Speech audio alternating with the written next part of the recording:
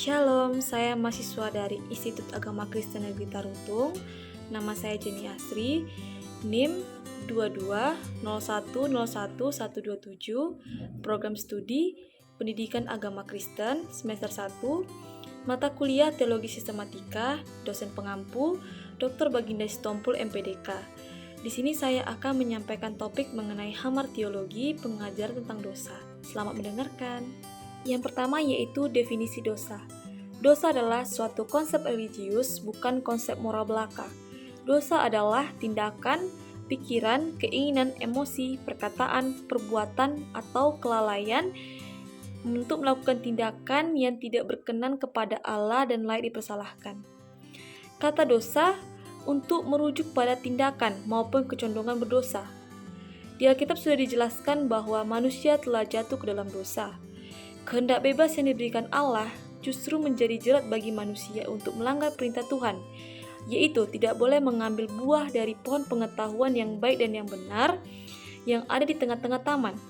Manusia telah gagal dalam menggunakan kehendak bebasnya sehingga merusak gambar dan rupa Allah yang diberikan bagi manusia. Akibatnya, kegagalan tersebut melahirkan sesuatu yang buruk dalam kehidupan manusia, yaitu dosa. Istilah dosa banyak muncul dalam Alkitab, baik dalam Perjanjian Lama maupun Perjanjian Baru. Dalam Perjanjian Lama, istilah-istilah yang digunakan yaitu hata, afon, pesha. Sedangkan di Perjanjian Baru yaitu hamartia, adikia, anomia, dan parabasis. Kita lanjut di pembagian dosa.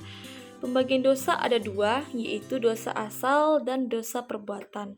Dosa asal adalah dosa yang dibawa oleh satu orang, yaitu Adam. Adam telah membawa manusia ke dalam pencobaan, yaitu dosa, karena sudah melanggar perintah Tuhan, yaitu sudah memakan buah pohon larangan yang baik dan yang benar. Sejak saat itulah manusia menjadi jatuh ke dalam dosa dan tidak dapat lagi melakukan perbuatan yang benar kepada Allah. Manusia terus-menerus memberontak kepada Allah sehingga membawa mereka pada penghukuman. Namun dosa asal sudah ditebus oleh darah Kristus ketika seseorang percaya kepada Tuhan Yesus Kristus sebagai Tuhan dan Juru Selamat. Yang kedua yaitu dosa perbuatan. Dosa perbuatan adalah dosa kita sendiri yang kita lakukan. Kita sudah tahu membedakan mana yang baik dan mana yang benar. Dan setiap apa yang kita lakukan atau kita saat kita melakukan kesalahan itu sudah termasuk dalam pelanggaran terhadap dosa. Selanjutnya yaitu asal mula dosa. Asal mula dosa yaitu manusia pertama yang diciptakan oleh Allah di dunia ini adalah Adam. Allah menempatkan manusia tersebut di Taman Eden. Allah menyediakan segala sesuatunya di taman tersebut. Selain itu, Allah juga memberikan kehendak bebas kepada manusia untuk bertindak. Namun, pada kehendak bebas itu ternyata gagal dipertanggungjawabkan oleh manusia. Manusia tidak mentaati peraturan yang dipertanggungjawabkan oleh manusia. Manusia tidak mentaati peraturan yang ditetapkan oleh Allah sehingga manusia jatuh ke dalam dosa dan lebih mendengarkan perkataan iblis dan mengabaikan perintah Tuhan. Selanjutnya yaitu asal mula dosa. Asal mula dosa yaitu manusia pertama yang diciptakan oleh Allah di dunia ini adalah Adam. Allah menempatkan manusia tersebut di Taman Eden. Allah menyediakan segala sesuatunya di taman tersebut. Selain itu, Allah juga memberikan kehendak bebas kepada manusia untuk bertindak. Namun, pada kehendak bebas itu ternyata gagal dipertanggungjawabkan oleh manusia. Manusia tidak mentaati peraturan yang dipertanggungjawabkan oleh manusia. Manusia tidak mentaati peraturan yang ditetapkan oleh Allah sehingga manusia jatuh ke dalam dosa dan lebih mendengarkan perkataan iblis dan mengabaikan perintah Tuhan. Iblis adalah makhluk yang pertama kali memberontak terhadap Allah. Kemudian ia juga mengajak manusia ciptaan Allah untuk ikut memberontak terhadap Allah. Sehingga seperti yang kita ketahui saat ini, manusia yang memiliki pengetahuan dari Allah telah berdosa karena menentang Allah, sehingga membuat semua orang berdosa dan mereka harus mempertanggungjawabkannya. Selanjutnya yaitu natur dosa. Dosa yang diperbuat Adam telah mengakibatkan adanya perubahan status kedudukan manusia, dari yang tidak berdosa menjadi berdosa. Sejak jatuh ke dalam dosa, status manusia telah bergeser jauh dari yang ditetapkan oleh Allah. Pergeseran inilah yang kemudian menjadi sumber dari segala macam dosa. Sejak saat itu, manusia tidak dapat lari dari kenyataan tentang adanya dosa. Dosa telah masuk ke dalam seluruh kehidupan manusia dan memberikan dampak yang buruk dalam keseluruhan aktivitas manusia. Selanjutnya yaitu natur dosa. Dosa yang diperbuat Adam telah mengakibatkan adanya perubahan status kedudukan manusia dari yang tidak berdosa menjadi berdosa. Sejak jatuh ke dalam dosa, status manusia telah bergeser jauh dari yang ditetapkan oleh Allah. Pergeseran inilah yang kemudian menjadi sumber dari segala macam dosa. Sejak saat itu, manusia tidak dapat lari dari kenyataan tentang adanya dosa. Dosa telah masuk ke dalam seluruh kehidupan manusia dan memberikan dampak yang buruk dalam keseluruhan aktivitas manusia. Pandangan Alkitab tentang sifat-sifat dosa. Yang pertama yaitu, dosa tidak memiliki eksistensi yang independen. Dosa bukanlah suatu esensi atau substansi diri manusia, tidak tercipta bersamaan dengan penciptaan manusia, tetapi terjadi oleh kecelakaan yang menyebabkan kecacatan dalam diri manusia yang mulanya baik. Yang kedua yaitu dosa adalah jenis kejahatan yang sangat spesifik. Dosa adalah kejahatan moral yang aktif karena manusia adalah makhluk berakal, sehingga dosa yang dilakukannya merupakan pilihan manusia sendiri. Oleh karena itu, dosa menghasilkan permusuhan aktif dengan Allah. Yang ketiga yaitu dosa memiliki sifat mutlak. Tidak ada keadaan yang netral antara baik dan jahat jika seseorang tidak lagi dalam status yang benar. Ia pasti di posisi yang salah karena tidak ada pilihan lain di antaranya. Oleh karena itu, Alkitab selalu mengajak orang berdosa untuk berbalik dari statusnya yang berdosa itu. Artinya, posisi manusia yang berdosa harus diubah secara total. Yang keempat yaitu dosa selalu memiliki hubungan dengan pelanggaran. Dosa yang memiliki pelanggaran akan kehendak Allah, bahkan untuk orang yang belum mengenal Allah, dosa merupakan pelanggaran akan norma-norma yang telah ditetapkan oleh Allah. Oleh karena itu, akibat dari dosa adalah pemisahan dari Allah. Yang kelima adalah dosa mencakup kesalahan dan pencemaran. Kesalahan Adam telah mencemari seluruh manusia. Hal itu tidak dapat disingkirkan lagi karena tindakan tersebut terkait dengan status Adam sebagai orang yang berdosa. Oleh karena itu, semua umat manusia yang lahir dari Adam sudah membawa natur yang telah tercemar atau rusak. Yang keenam yaitu dosa menempati kedudukan dalam hati. Dosa mengendap di dalam hati manusia, karena hati adalah sumber pusat dari segala sesuatu yang terjadi dalam hidup manusia. Oleh karena itu, dari hati dosa menyebar dari segala sesuatu yang terjadi dalam hidup manusia. Yang ketujuh yaitu dosa tidak hanya mencakup tindakan tetapi juga pikiran. Dalam hal ini dosa berawal dari pikiran, lalu menimbulkan keinginan hati, selanjutnya dinyatakan lewat tindakan. Hukum Allah sendiri mengatakan bahwa dosa bisa mencakup pikiran sebagaimana juga ucapan atau perbuatan, sebagaimana tercantum dalam hukum Taurat yang ke-10. Yang kedelapan yaitu dosa berakar dari kesombongan.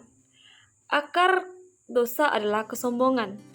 Berawal dari kejatuhan malaikat yang kemudian menjadi setan, setan pun menggoda Hawa supaya memiliki kesombongan yang sama dengannya. Kesombongan merupakan dosa yang mendasari semua dosa lain.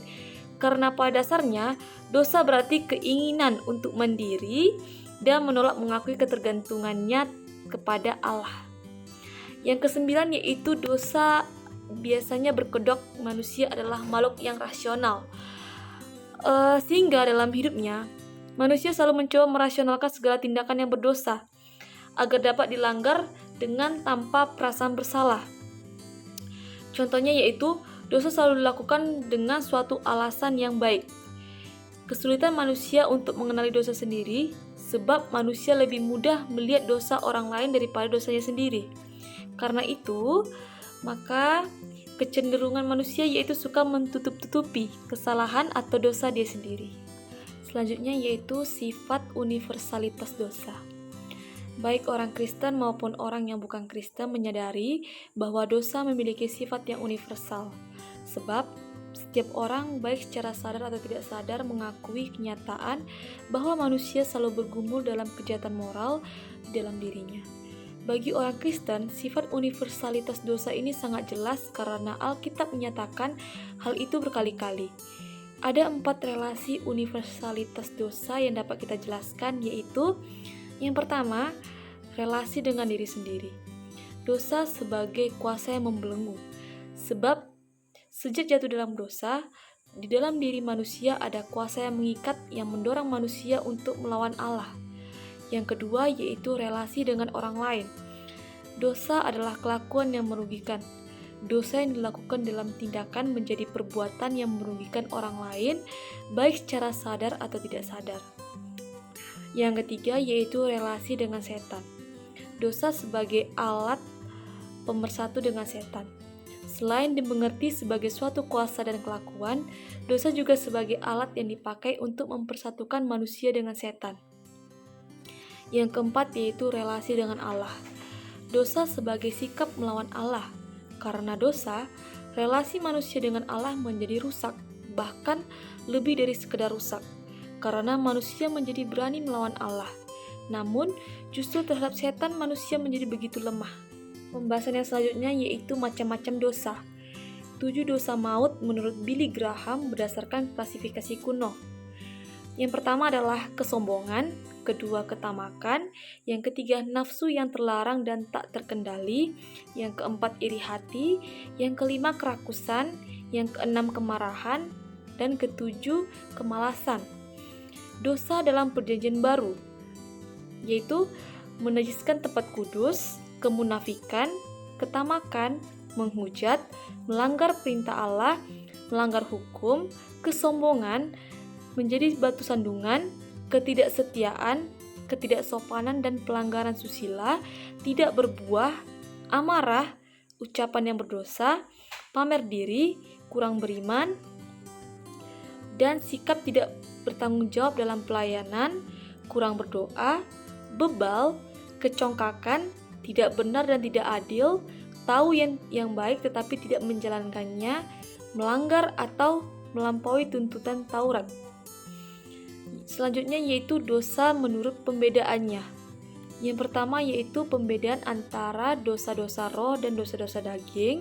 Yang kedua, pembedaan dosa berdasarkan derajat pengetahuan yang berbeda. Yang ketiga yaitu pembedaan dosa yang disengaja dan tidak sengaja. Yang keempat, pembedaan dosa berdasarkan sejauh mana seseorang menyerah kepada dosa. Yang kelima, pembedaan antara dosa yang dapat diampuni dan yang tidak dapat diampuni. Yang keenam yaitu pembedaan antara dosa yang membawa maut dan yang tidak membawa maut. Yang ketujuh, pembedaan antara dosa kecil dan dosa besar. Pembahasan kita selanjutnya yaitu akibat dosa. Dosa Adam dan Hawa bukanlah peristiwa yang berdiri sendiri tanpa kaitan. Akibat-akibatnya terhadap mereka, terhadap keturunannya, dan terhadap dunia segera kelihatan. Yang pertama yaitu sikap manusia terhadap Allah. Perubahan sikap Adam dan Hawa terhadap Allah menunjukkan pemberontakan yang terjadi dalam hati mereka. Bersembunyilah manusia dan istrinya itu terhadap Tuhan Allah di antara pohon-pohon dalam taman, dan ditutupinya dirinya dengan cawat. Padahal manusia diciptakan untuk hidup di hadapan Allah dan dalam persekutuan dengan Dia.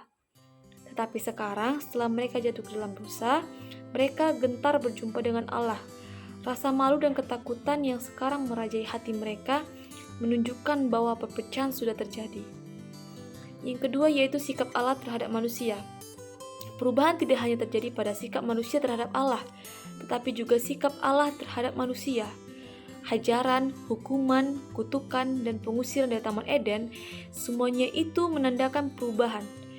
Dosa timbul pada satu pihak, tapi akibat-akibatnya melibatkan kedua pihak. Dosa menimbulkan amarah dan kegusaran Allah, dan memang harus demikian sebab dosa bertentangan mutlak dengan hakikat Allah. Mustahil Allah masa bodoh terhadap dosa, karena mustahil pula Allah menyangkali dirinya sendiri. Akibat-akibatnya terhadap umat manusia. Yang ketiga yaitu akibat-akibatnya terhadap umat manusia. Sejarah umat manusia berikutnya melengkapi daftar kejahatan dan timbunan kejahatan yang merajalela itu mencapai kesudahannya dalam pembusukan umat manusia. Kejatuhan ke dalam dosa berakibat tetap dan menyeluruh, tidak hanya menimpa Adam dan Hawa, tetapi juga menimpa segenap keturunan mereka. Dalam dosa dan kejahatan terkandung solidaritas insani, yakni sama-sama langsung terhisap dalam perbuatan dosa itu dan menanggung segala akibatnya. Yang keempat yaitu akibat-akibatnya terhadap alam semesta. Akibat dari kejatuhan ke dalam dosa meluas sampai ke alam semesta. Contohnya seperti, terkutuklah tanah ini karena engkau. Manusia adalah mahkota seluruh ciptaan, dijadikan menurut gambar Allah. Karena itu merupakan wakil Allah. Bencana kejatuhan manusia ke dalam dosa mendatangkan bencana laknat atas alam semesta. Yang tadinya atas manusia telah dikaruniakan kuasa, dosa adalah peristiwa dalam kawasan rohani manusia, tapi akibatnya menimpa seluruh alam semesta. Yang kelima yaitu munculnya maut. Maut adalah rangkuman dari hukuman atas dosa. Inilah peringatan yang bertalian dengan larangan di Taman Eden, dan merupakan pengejawatan langsung kutuk ilahi atas orang berdosa. Maut sebagai gejala alamiah ialah porandanya unsur-unsur kedirian manusia yang pada asalnya adalah utuh dan padu sejalin. Yang keenam yaitu ketidakmampuan. Ketidakmampuan manusia melakukan yang baik adalah akibat ketiadaan kapasitasnya, yang menjadi tiada sebab kodrat hatinya yang busuk. Karena kebusukan hati itu menyeluruh, maka menyeluruh pula ketidakmampuan manusia untuk melakukan yang baik dan membuat hati Allah senang. Selanjutnya yaitu dosa imputasi. Yang pertama, dosa imputasi adalah dosa yang menyifatkan. Ada 3 asas imputasi yaitu imputasi dosa Adam kepada keturunannya atau umat manusia, imputasi dosa umat manusia kepada Kristus, imputasi kebenaran Kristus kepada orang-orang beriman. Yang kedua, transmisi dosa imputasi. Dosa imputasi dipindahkan secara langsung dari Adam kepada setiap orang dalam setiap generasi. Sedangkan dosa warisan melalui perantara dalam setiap generasi. Yang ketiga yaitu penalti terhadap dosa imputasi. Kematian secara fisik merupakan penalti terhadap dosa imputasi, sedangkan penalti terhadap dosa warisan adalah kematian secara rohani. Yang keempat yaitu penyelesaian dosa imputasi. Obatnya adalah imputasi kebenaran Kristus kepada manusia. Pada saat itu juga, seseorang menaruh imannya kepada Kristus. Pada saat itu, kebenaran Kristus diimputasikan kepada orang tersebut. Sama seperti semua dalam Adam, demikian juga semua orang beriman dalam Kristus. Pembahasan selanjutnya yaitu transmisi dan hukuman dosa. Penyebaran dosa. Dengan cara bagaimanakah keberdosaan dan kesalahan Adam diturunkan kepada kita? Dosa Adam tidak diturunkan kepada keturunannya karena proses peniruan. Adam adalah kepala umat manusia sekaligus menjadi wakil manusia. Ketika ia berdosa, maka semua manusia tercakup dalam kesalahan Adam tersebut dan dalam penghukuman akibat dosa. Oleh karena itu, semua orang yang lahir kemudian adalah keadaan rusak. Kerusakan itu diturunkan kepada manusia melalui orang tuanya. Namun demikian, Alkitab tidak memberikan penjelasan yang gamblang tentang bagaimana hal itu terjadi. Tapi satu hal yang tahu bahwa dosa Adam adalah dosa kita. Dosa yang berasal dari Adam ini membuka kesempatan bagi iblis untuk bekerja secara leluasa karena keadaan natur manusia yang sudah rusak atau tercemar. Kecemaran dalam diri manusia bagaikan pancaran mata air yang sudah rusak atau tercemar. Kecemaran dalam diri manusia bagaikan pancaran air yang kotor bagi seluruh dosa perbuatan yang dilakukan oleh manusia.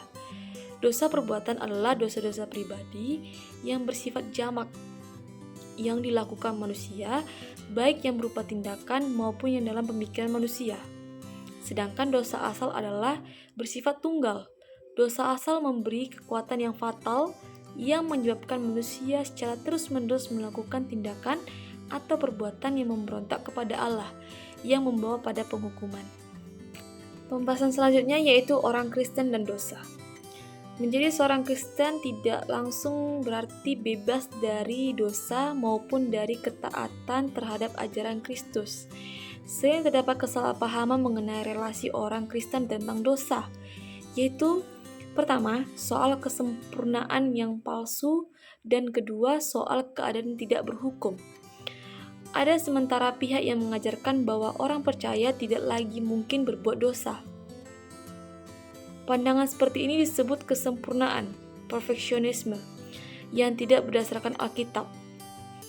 Orang percaya dianggap telah tercabut dari akar dosa, padahal tidak ada seorang Kristen pun yang dapat mengalami kesempurnaan yang sama sekali bebas dari pengaruh dosa dalam hidup ini sebelum tiba masa kebangkitan. Ada pula ajaran yang sedikit dimodifikasi yang menyatakan bahwa hidup sempurna tanpa dosa hanyalah dalam arti bahwa orang Kristen dapat hidup tanpa melakukan dosa selama jangka waktu tertentu. Ringkasnya, standar kehidupan Kristen adalah kesucian Allah. Tuntunan yang harus kita penuhi adalah hidup dalam terang. Pengalaman kita haruslah senantiasa bertumbuh menjadi dewasa. Inilah kesempurnaan yang sesungguhnya menurut Alkitab. Yang pertama yaitu pergumulan orang Kristen dan dosa. Terdapat 3 bidang yaitu yang pertama dunia, keinginan mata, keinginan daging, keangkuhan di bawah pengawasan setan, penuh dengan kebodohan, tidak bermoral, dan bersifat menentang Allah. Setiap orang Kristen harus tersalib bagi dunia. Yang kedua yaitu daging, yaitu sarana kehendak dosa. Penuh dengan hawa nafsu dan mengendalikan pikiran, harus dilawan dengan kuasa Roh Kudus dan pembaharuan akal budi yang menyebabkan daging itu tersalib. Yang ketiga yaitu iblis, yaitu musuh setiap manusia sejak mulanya. Ia harus dilawan dengan iman yang teguh. Setiap orang percaya harus mengenakan senjata lengkap Allah agar dapat mematahkan serangan iblis. Selanjutnya yaitu penyediaan. Dalam bergumul dalam dosa, Allah menyertai dan memberikan pertolongan kepada setiap orang percaya, selalu mengalami kemenangan. Inilah yang Allah sediakan. Yang pertama, firman Allah memiliki manfaat yang sangat besar yang mampu mencegah kita untuk berbuat dosa. Firman Allah membersihkan dan menyucikan serta jaminan jawaban doa. Yang kedua, pengantaran atau syafaat Kristus yang siap mengampuni kita jika kita mengaku dosa kita. Ia terus berdoa agar semua orang percaya aman, tetap bersukacita, perlindungan dari setan, dan tetap tinggal dalam Kristus. Yang ketiga yaitu Roh Kudus. Roh Kudus yang tinggal dalam kita, dia dalam kita, mengurapi, mematraikan, dan memberi kuasa, memenuhi, dan memampukan orang percaya untuk tetap hidup dalam Kristus atau Roh. Selanjutnya yaitu penanggulangan dosa. Pada dasarnya dosa merupakan pelanggaran terhadap Allah. Oleh karena itu, hanya Allah yang dapat menyelesaikan dan membuang pelanggaran itu. Oleh diri sendiri, kita tidak mempunyai kekuatan untuk mengubah atau membuat sesuatu menjadi benar dalam hubungan dengan Allah. Kita berkata, manusia tidak ada kekuatan. Semua usaha manusia akan sia-sia, walaupun apa yang terbaik dia lakukan tidaklah cukup. Kebenaran manusia sangat kotor dan menjijikkan. Manusia membutuhkan seorang juru selamat Allah yang menciptakan manusia dan memandangnya begitu berharga dan mulia. Telah menyediakan jalan keselamatan bagi manusia dari dosa-dosa mereka, baik dosa yang diwarisi dari Adam maupun hasil dosanya sendiri. Tidak ada jalan lain selain Allah menolong orang yang jatuh ke dalam dosa. Karena waktu kita masih lemah, Kristus telah mati untuk kita, untuk orang-orang durhaka pada waktu yang ditentukan oleh Allah. Akan tetapi, Allah menunjukkan kasih-Nya kepada kita oleh karena Kristus telah mati untuk kita ketika kita masih berdosa. Allah telah mengutus anaknya yang tunggal yaitu Yesus Kristus menjadi juru selamat bagi seluruh umat manusia, bagi mereka yang percaya akan memperoleh kehidupan kekal, tetapi mereka yang tidak percaya akan binasa. Inilah jalan keluar Allah bagi manusia berdosa. Pembahasan kita yang terakhir yaitu dosa yang tidak dapat diampuni. Alkitab berkenan dengan adanya suatu dosa yang tidak dapat diampuni telah menimbulkan keresahan dalam hati orang-orang yang berpikir mungkin telah melakukan dosa itu. Meskipun Injil menawarkan pengampunan yang berdasarkan kasih karunia bagi mereka yang bertobat dari dosa-dosanya, tetapi rupanya ada batasan untuk kejahatan yang satu ini. Dosa yang tidak dapat diampuni yaitu diperingatkan oleh Tuhan Yesus berkenaan dengan penghujatan terhadap Roh Kudus. Yesus menyatakan bahwa dosa semacam ini tidak dapat diampuni, baik masa ini maupun masa yang akan datang. Pada Matius 12 ayat 31-32 dikatakan, "Sebab itu aku berkata kepadamu, segala dosa dan hujat manusia akan diampuni, tetapi dosa yang menghujat terhadap Roh Kudus tidak akan diampuni. Apabila seseorang mengucapkan sesuatu tentang anak manusia, ia akan diampuni. Tetapi jika ia menentang Roh Kudus, ia tidak akan diampuni. Di dunia ini tidak, dan di dunia yang akan datang pun tidak." Daud dapat diambil sebagai contoh. Dia bersalah atas kedua macam dosa di atas, dan dia telah dipulihkan dan kembali berdasarkan anugerah. Dia bersalah atas kedua dosa tersebut. Seringkali dosa yang tidak dapat diampuni dikaitkan dengan ketidakpercayaan seseorang pada Kristus secara terus-menerus, sampai pada akhirnya kematian merupakan batas kesempatan bagi manusia untuk bertobat dari dosa dan menerima Kristus. Oleh karena itu, penjelasan di atas tetap tidak cukup untuk menjelaskan kejelasan Tuhan Yesus berkenaan dengan peringatannya untuk tidak menghujat Roh Kudus. Penghujatan dapat dilakukan oleh seseorang baik secara lisan maupun tulisan. Dengan kata lain, penghujatan selalu melibatkan kata-kata. Meskipun segala bentuk penghujatan merupakan serangan yang serius terhadap karakter Allah, tetapi biasanya dapat diampuni. Pada waktu Yesus memperingatkan tentang dosa yang tidak dapat diampuni, konteksnya adalah orang yang menuduh dia bekerja sama dengan setan. Peringatan merupakan peringatan yang serius dengan sangat menakutkan. Tetapi pada kenyataannya, Yesus di atas kayu salib berdoa memohon pengampunan untuk orang-orang yang telah menghujatnya atas dasar ketidaktahuan mereka. Pada seseorang telah diterangi oleh Roh Kudus sampai tahap dia dapat mengetahui Yesus sebagai benar-benar Kristus, dan kemudian orang itu menuduh Kristus berasal dari setan, maka orang itu telah melakukan dosa yang tidak dapat diampuni. Apabila orang Kristen mengandalkan kekuatannya sendiri, maka ia dapat melakukan dosa yang tidak dapat diampuni ini. Tetapi kita yakin bahwa Allah dengan pemeliharaan yang berdasarkan kasih karunia-Nya tetap akan menjaga orang-orang kudus untuk tidak jatuh ke dalam dosa yang semacam itu. Meskipun okultisme dan setanisme memberikan kemungkinan yang berbahaya bagi seseorang untuk melakukan dosa yang tidak dapat diampuni itu, pada kasus seseorang menghujat Roh Kudus oleh karena ketidaktahuannya itu dan dia belum diterangi oleh Roh Kudus, maka dosa itu masih bisa diampuni.